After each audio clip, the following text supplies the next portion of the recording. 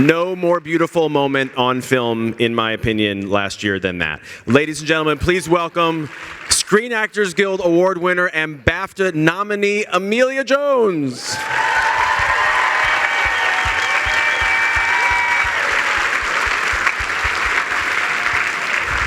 Great to see you. Welcome, welcome, welcome. Have a seat. Hi! Oh my gosh, there's so many people. You can handle it. And everyone's done it so well. So yes, okay. They have. They really have. This is why I love this night so much. What was it like to be on that stage at the SAG Awards with Eugenio and Marley, Daniel, and Troy accepting the best ensemble cast of the year? What did that feel like?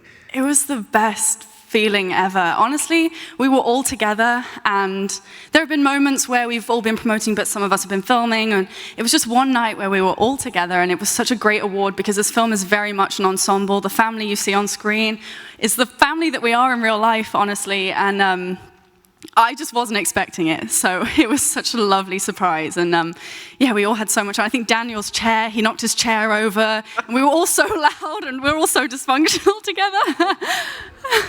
Ariana was saying that she was looking at the crowd and she saw Lady Gaga. Were you focusing on individual people, or was it all kind of a blur?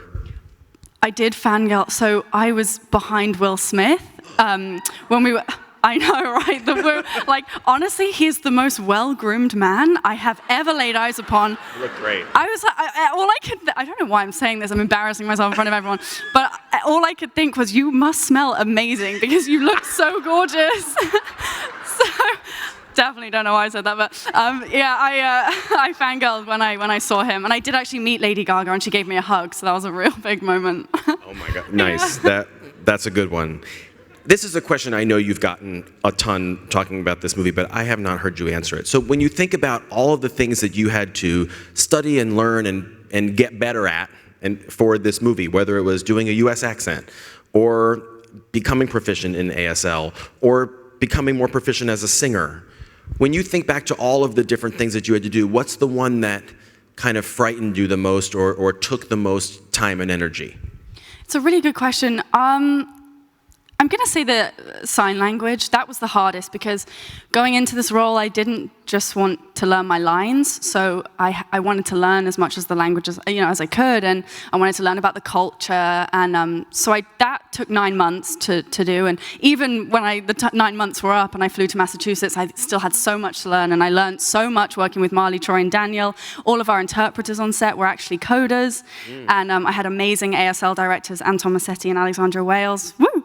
And so I just had great people surrounding me, but the ASL was really, really hard. But also the singing I found kind of daunting because I hadn't had a singing lesson before, and I knew that Ruby had to kind of get into one of the best music colleges. So, and also I was 17 and my voice was still maturing, and I was being given songs like Marvin Gaye, Joni Mitchell, Etta James, and they were all such big songs. But I had so much fun. I learned so much for this movie, and so I found it so rewarding. How much singing had you done before the age of 17 when you started this movie? Like shower singing, and I think I was in the choir for a few times. Oh, actually, this isn't fair. I did do a musical in the West End, but in all fairness, I was 8 and I hadn't had a singing lesson. And I remember I was in the first rehearsal, and Jo Hawes, the casting director, she said, "Okay, so which of you have had singing lessons?" And every single girl put their hand up, and I was like,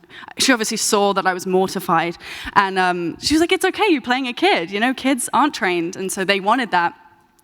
And I still didn't get a lesson after that. I don't know why. I should have learned from that. But I had 9 months of training. I was doing Lock and Key, this TV show that I do, and I was working a 65-hour week, and then I do the training on the weekend. So it was unfortunate I didn't have the week, but I was always finger spelling while I was filming. I remember I was practicing my Tinder finger spelling because I signed Tinder in the film, and one of the ADs on Lock and Key was like, "Oh my gosh, what are you doing?" And I was like, "Oh, I'm signing Tinder." And she was like, "That's weird. Why?"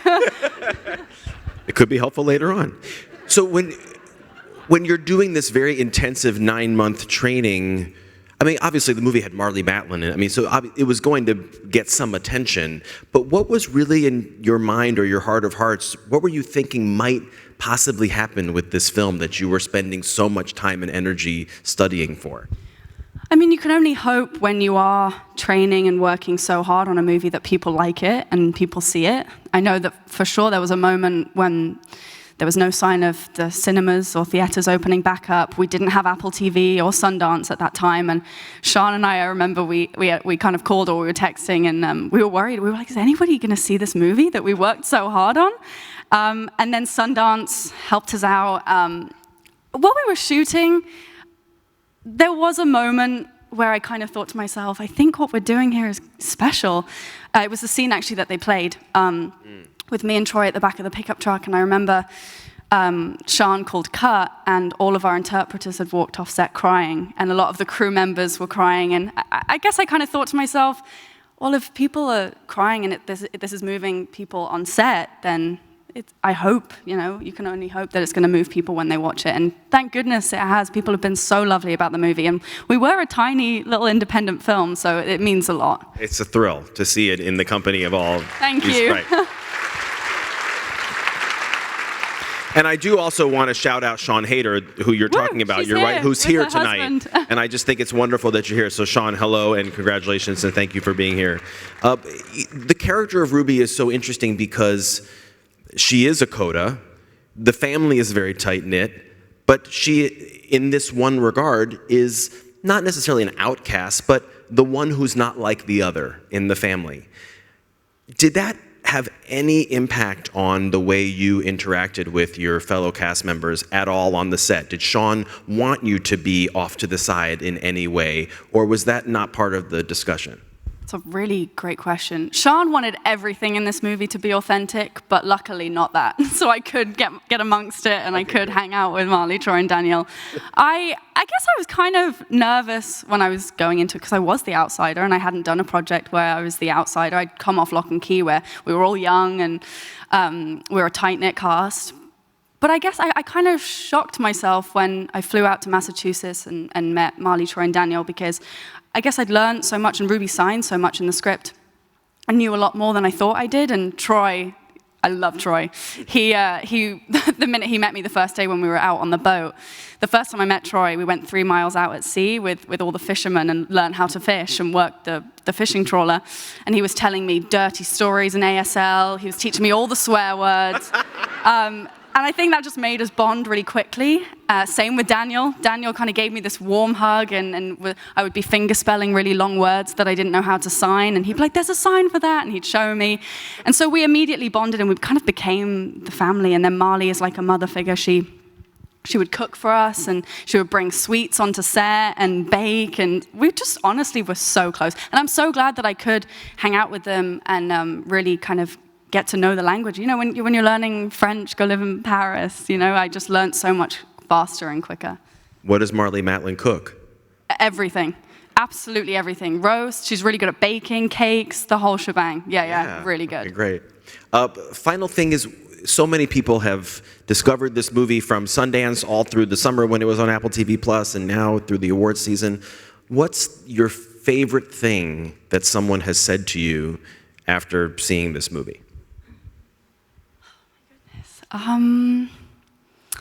After a screening, there have been two. I'm going to be Greek. Can I have two? Yes. After a screening here, actually, a coder just came up to me after the screening and after the Q&A and just hugged me, and she was crying, and she said, "Thank you," and that was it. And then I saw her actually later on, and she did the Ruby out as she was leaving in her car. Which I loved. And then in London, another coder came up to me and she said, "Thank you so much for representing our community." And I really saw myself and all my coder friends in this movie. And that, to me, is the best compliment I could ever get, because I was very aware that I was representing a community that I didn't belong to. And so during my 9 months of prep, I did talk to as many coders as I could. I tried to find so many. At one point, I was looking on Instagram and starting DM messages with coders, because I wanted to immerse myself and I wanted to know how people felt. And then I was so lucky that all of our interpreters on set were coders, because it meant I could constantly ask questions. Some of them here tonight, actually. Where are you going to put the SAG award? Well, right now, we keep moving hotels to do all of this, and it's so heavy. And I can't fit it in any of my luggage because I overpack because I'm a girl, and I like all my hair stuff and makeup. So I'm struggling to take it places. I'm actually not sure. I know Nick Braun from a film I just did, and I'm going to have to text him and ask him if he flew home with it or if he shipped it. From Succession, right. Yeah, from Succession. Yeah, Well, but maybe I'll hang my jewelry because someone said necklaces, and I thought it was such a good idea. That's a great problem to have. Where am I going to put my SAG award? It's so well deserved. I'm so excited for you. Emilia Jones, everybody. Thank you. You can stay right there. Coming up next, another very exciting and lovely young actress, Sanaya Sidney. So let's take a look at a scene of her work from King Richard as Venus Williams.